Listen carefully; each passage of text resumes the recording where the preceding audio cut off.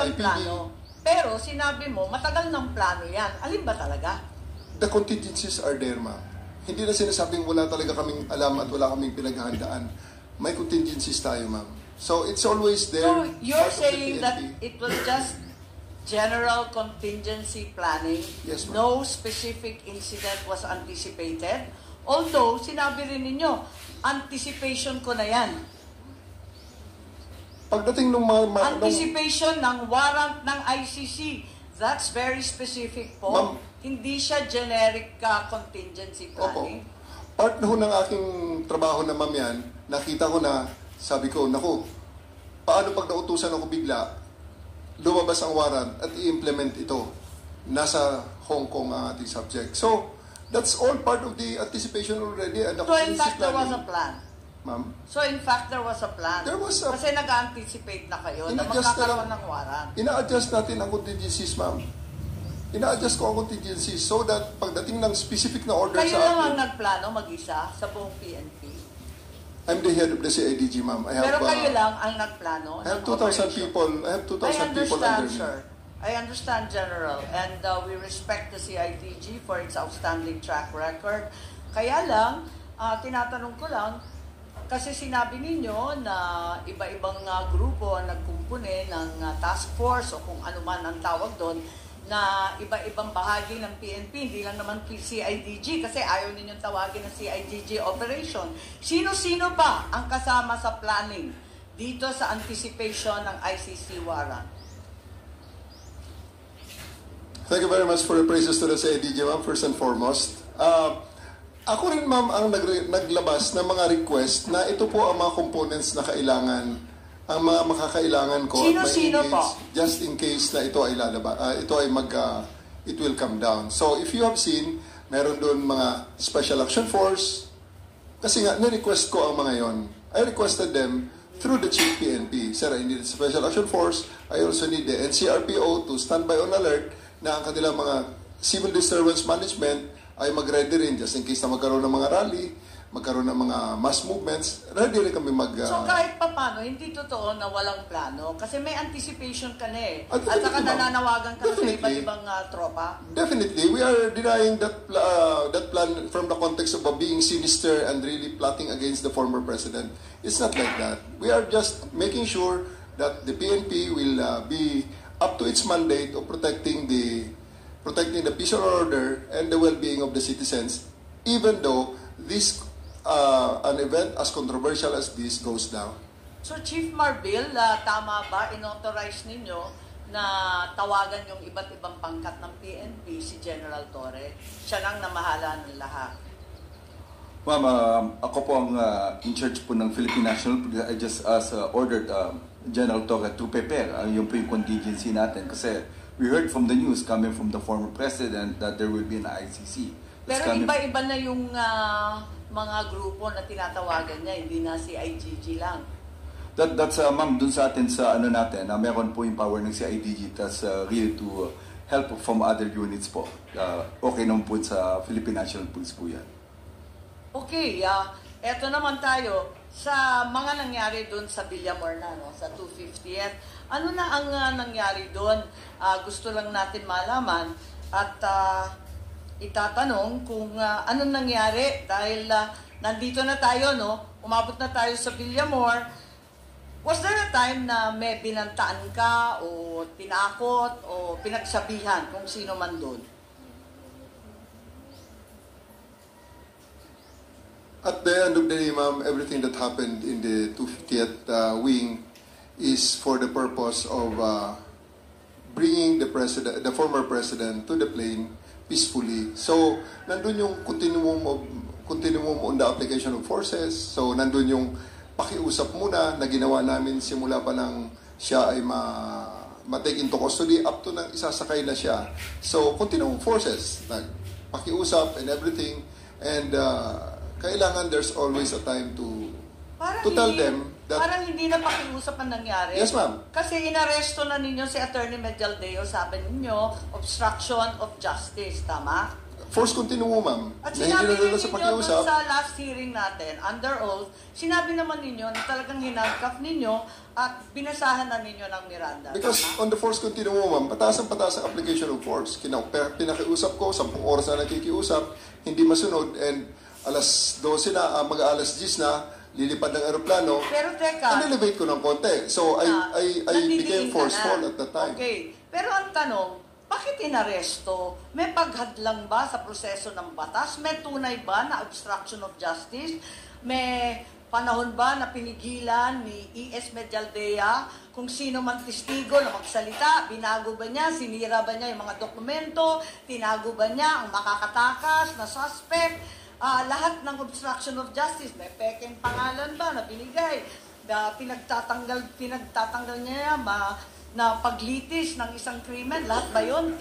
Talagang obstruction of justice. Alin bahagi dyan ang obstruction? Ang specific po nung ginawa ni E.S. Medialdea para siya ay aking arestuhin sa obstruction of justice, he prevented me from taking physical custody of President Duterte so that he can be boarded on the bus that will bring him on the plane. Yun naman. Kaya, part yun, I read him his right. Kaya pataas na pataas, ma'am, ang level ng... So talaga How did he prevent you? Kasi ang nakita ko naman, naglagay lang naman siya ng upuan dun para upuan ng dating Pangulo. He is placing himself between me and the former president, ma'am. Umarang siya. Kaya ba niyang harangan yun? Daan-daan pulis ang kasama mo? Ako, ma'am, ang personal na hinarang niya, which is, kailangan ko siyang alisin so that I can actually order my men to take custody of the former president and bring him to the Hague. Ang dami-dami po ninyo. May kakayahan ba o kapangyarihan si E.S. Medialdea na hadlangan ka at yung libo-libong kapulisan na dalhin si PRRD sa Hague? Yes, ma'am. Kasi nung nandun siya, hindi namin nagawa. Pero inaresto ko siya, nagawa namin, ma'am. Tama ba yun? Klaro ba kayo? Na ang ginawa lang, ang sinabi nyo sa last hearing, ang sabi ninyo, he was blocking my way, preventing us. He placed another chair at the side of the president for the former president to sit. Yun lang. Naglagay lang ng upuan. Obstruction of justice na ba yan? Opo, ma'am. Kasi, ma'am, kung hindi siya umalis doon, hindi namin talaga maisakay sa bus si former president. Kaya nga... Dahil lang sa isang upuan? No, ma'am. Pag umupo siya uli, problema na uli yun, ma'am. Paano namin siya mapalakad? Di, bubuhatin namin siya. Libo-libo Which is, I naman really don't kayo. want to do. Yes, ma'am. Napakaklaro naman sa PD 1829. Yung obstruction of justice, ilan lang naman ang patakaran, ilan lang yung pamamagitan para obstruction. Wala namang sinasaad doon na, lalagyan mo ng upuan para maupo yung matanda. Meron bang ganun? Ma'am. Basta ang bottom line lang po dito, ma'am. After he was removed from the area, wala pang 5 minutes, ma'am, the former president said, let's go. Kaya siya ay sumakay ng What bus. particular mode? Wag mong gawing justification yan na General Torre na porque nahangkap mo na si E.S. Medialdea, 5 minutes, nadala mo na kaagad si Pangulong Duterte sa aeroplano. Ang tanong dito ngayon, yung paghangkap mo ba, anong justification mo? Yun lang naman, bakit? I stand by it, sir. I read him his rights and tell him what law is violated, and I arrested him and told him exactly what is the basis of my arrest for him. And lawyer siya, sumama naman sa akin siya ng maayos, si E.S. Medialdea. Actually, hindi ko na Sino hindi sasama doon? Kadami ninyo doon? Kaya nga, sir. Ganun lang talaga, sir, siguro. Dahil there's really a need to put an end on everything at that night na kailangan matapos na yung situation. Balik tayo. Ilang bihis mo na inulit-ulit. Hulihin si President Duterte at dalhin sa Daig. Yun talaga mission mo. Yes, sir. Sino nag-order sa'yo? The Chief of the Philippine National Police, sir. Si Senator Robin nagtsatsaga dito, sabi niya, magsasalita din daw siya. Okay lang. Thank you, Madam. Maraming salamat po sa ating ginang tagapangulo at kay General Bato, Senator Bato. A'udhu billahi minasyaitanir rajim. Bismillahirrahmanirrahim. Alhamdulillah rabbil alamin. Kay Senator Amy. Pero alam niyo po, sa ating mga magigiting na panauhin dito, napaka-ironic lamang po na alam naman po natin lahat, batid natin lahat, nadadalawang pangulo lang po ang lumaban sa komunista. Una, si Ferdinand Marcos Sr. Ano po ang nangyari? Inalis natin sa bansa. Ang sumunod na lumaban po sa komunista ay si Pangulong Rodrigo Roa Duterte. Ang tanong ko lamang po sa PNP, hindi ko po kayo hinuhusgahan. Hindi po ba nyo tinanong man lang sa mga nag-uutos po sa inyo kung bakit natin dadalhin sa dahig ang ating dating Pangulo na alam naman po natin na buhay ang Communist Party sa Netherlands. Alam naman po natin na hinihingi natin dati na i-transport dito si Joma Sison, dalhin dito sa Pilipinas. Pero nagkabaliktad po, ang tinransport natin ay yung dating Pangulo natin na lumaban sa komunista. Ito lamang po, tanong ko, bilang ako po'y dating rebelde. Hindi ko naman po yan pinagkakaila. Hindi ko po maintindihan kung bakit tayo po ay nag-submit dito sa mga tiga-Netherlands. Alam naman po natin, kahit po itanong ninyo, ako po ay palagi dyan sa Utrecht. Kasama po si Joma. Hindi ko po yan dinideny. Pero nakakagulat lamang po na dinala natin doon ang dating Pangulo. Yung po ba, hindi po ba alam ng PNP na karamihan po sa mga dumadating na pera sa komunista, sa mga terorista, ay galing po sa abroad. Yan po yung mga tanong na kailangan ko po sanang itanong sa inyo at marinig ang mga sagot ninyo, pero naubos na po ang oras natin sa paikot-ikot. Ako po ay gusto ko pong iparating sa inyo ang kalungkutang napakalalim. Sapagkat sama-sama po tayong lumaban. Gusto po natin ng law and order sa ating bansa. Pero pagdating po sa kaduluduluhan, alam niyo po, General Torre, congratulations, nakadalawang medalya na po kayo. Pero alam niyo po, sir, nalulungkot po ako dahil yung katapangan po ninyo, sir, medyo nakalulungkot po. Bakit? Napakatanda na po ni former President, sir. Ako naman po, tagahanga ninyo sa pagka-matapang ninyo, sir, pero napakatanda na po ni former President. At alam naman po natin, sir, na lumaban yan sa komunista. Alam niyo yun, sir. Sana naging konting, lang po tayo ba? Binigyan naman natin ng konting, kung paano natin tinitingnan yung mga medalya nyo, hindi lang nalagyan ng medalya si Presidente, pero kung sa medalya ang pag-uusapan, tinulungan nga tayo laban sa mga terorista. Yun lamang po, sir. Sana napakasakit isipin. Ito pong bagay na ito, parang pati itong ambassador natin. Ano po ba talaga ito po ba talagang operation para may alis dito ang ating dating Pangulo? Kanino po ba? Kasi kami, pinopuwersa kami lahat ng mga supporter ni Digong. Na-contempt po kayo. Pero hindi po namin ginagawa. Sapagkat ang order, walang order sa amin na ipakontempt kayo. Kung galing lang to kay PRRD o galing kay BP na pakontempt kayo, kukontempt kita, boss. Baka ako pa magsabi na ako hahatak sa'yo. Pero hindi ko ginagawa, boss. Kasi walang order sa amin na gawin sa inyo yan. Ang natatandaan lang po namin na sinabi ni PRRD na malinaw na ginagawa ng pulis ang order sa kanila. Kaya po namin kayo nirirespeto, sir. Dahil yun ang sinabi ng boss namin. Yun ang sinabi ng chairman ng PDP. Na ginagawa lang ng pulis ang trabaho nila. Pero sana naman, sir, isipin din natin kung anong itinanim ni PRRD sa bansang ito. Nilabanan natin ng komunista. Talaga bang yan ba talaga ang kapalaran ng mga presidenteng lumalaban sa komunista? Isang in-exile, isang sinurrender? Ano pa po talaga itong bansa natin? Tayo po ba'y demokratiko talaga? Tayo po ba'y under control ng komunista? Yun lamang po. Maraming salamat po sa inyong lahat. Magandang hapon. Salamat po. Maraming salamat, Senator Robin Hood Padilla. At mabalik tayo dito sa obstruction of justice na hindi namin maintindihan. Pagkat yung paglalagay nga ng upuan, parang hindi naman yun sapat para sa Section 1 ng PD 1829.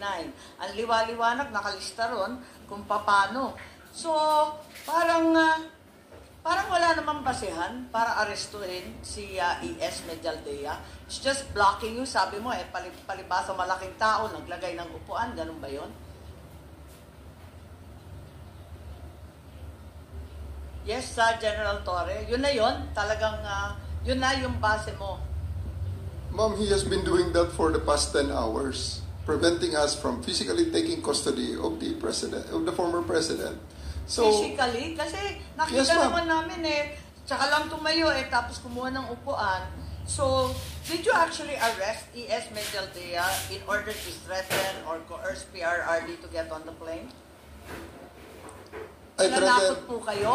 Or baka naman kayo nananakot, hindi naman the word threatened may not be appropriate at this time, ma'am. I just arrested E.S. Medialdea based on the facts that I see at that time, which is obstruction of justice. Sa anong paraan na hinahadlangan ni E.S. Medialdea yung proseso? Kasi hindi ko maintindihan hindi ko talaga makita. He is physically restraining us from taking custody with the I president. don't see him touching you. Wala dyan sa video, hindi ka naman hinahawakan. Nasa gitna siya, ma'am, namin. He is Ang dami-dami placing himself. naman ninyo, kayang-kaya ninyong paligiran yung tao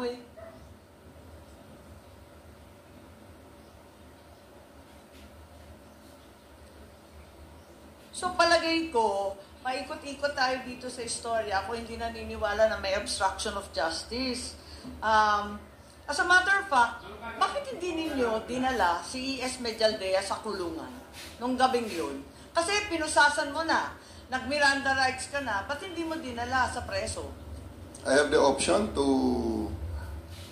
file the case which way I deem appropriate at that time, ma'am. At ang nakita ko, dahil siya ay sumama sa former president sa aeroplano, I would just file the case later at the time. Depende na rin sa akin yung mga bilang arresting officer whether I would like to Lahat yun pursue pwede the case gawin or ng not. arresting officer, Yes, sigurado ma'am. ka?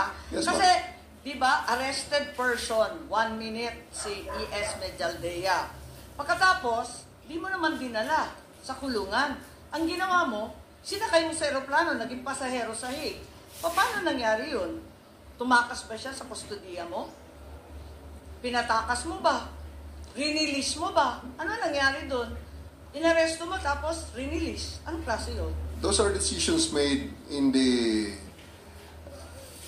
context ng situation during the time, ma'am. So, sumakay siya sa aeroplano, Teka lang. pinasakay namin siya. When did you release him? Kasi di ba nakaposas na nga Yes, siya. ma'am. Tapos binasahan ninyo at inaresto. Gano'ng katagal siya arestado? Actually, ma'am, nilagyan ko lang siya ng posas nang inaresto ko siya. Oo. And then, hindi nga niya mailagay ang kanyang kamay Tama. sa likod dahil na medyo malaki siya. Oo. So, even before we took less than 10 steps, hindi pa kami nakalabas doon sa pintuan ng room na yun, ma'am. Hindi ko na ikinabit ang isa pang posas. And then, when he was in the bus, tinanggal ko na yung posas at pinasakay si Ms. Medialdea. Sabi ko, maraming salamat, sir. Antayin mo na muna ang presidente dito sa bus para sabayan mo siya papunta sa aeroplano. Ang sinasabi niyo, diskarte mo na yon. Yes, ma'am. Diskarte mo. Pero di ba maliwanag na kapag arestado yung isang tao, hindi pwedeng palayain kung walang court order na naman? At saka kailangan may legal basis. Kahit may obligasyon ka, arestuhin because a crime is being committed in front of you. Hindi ba Article 223 yan ng ating revised penal code, infidelity in the custody of prisoners? I am Bakit the mo arresting... pinalaya biga? I am the arresting officer, ma'am, and I have the option to file the case which way I want it. Whether I will present him for inquest or I will go a regular filing on the prosecutor's But having office. arrested him, you cannot just release him. Bawal yun, di ba? Nasa revised penal code po, infidelity in the custody of prisoners. He's already a prisoner. You may also have violated your precious Article 125 for failing to deliver ES Medialdea to the proper authorities within 18 hours. A provision that you're very familiar with. Di ba sinabi ninyo, mamalasin naman kayo pag hindi ninyo sinurrender. Ba't hindi mo ginawa? Again, ma'am, those are judgment calls that I made to ensure They're not the accomplishment of our calls. mission. They are procedures. They're the law. They are Yes, ma'am. procedures. I made that judgment call, the decision to just release him and bring him on the plane based on the prevailing situation as I saw it during the time. I think that's the most prudent. I really thought at that time that's the most prudent thing to do to ensure that the primary mission of bringing the president to The Hague is accomplished. So to your mind, General Torre, you are empowered by law to release an arrested person without any order of any court. You're given the authority to arrest the person, release him kung gusto mo. Basta ikaw ang magdidiskarte. Ganun lang yon. Wala kang pakialam sa batas, sa revised penal code, sa lahat ng pinagbabawal. Ganun ba yun? That's not the context that I made those decisions, ma'am. That's Masasabi not lang in those contexts. saan ka naman nakakita, inaresto mo yung tao, tapos isasakay mo, papuntang Hague. Anong klase yun?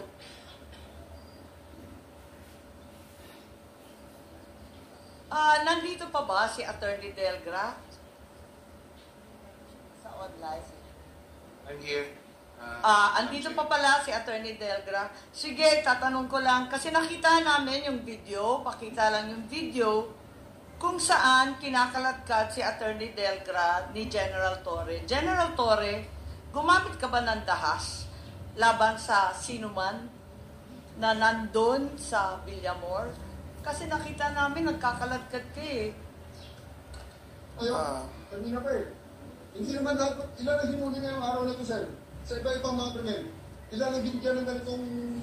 Kasi nandito kayo lahat eh. Hindi sa tao, ilan ang binigyan ng ganitong tao, ang dami krimen sa lipat, sa gawin kayo. Sir, hindi ko Pilipinas naman. Just invoke Article 59. Bakit hindi yan magawa-gawa?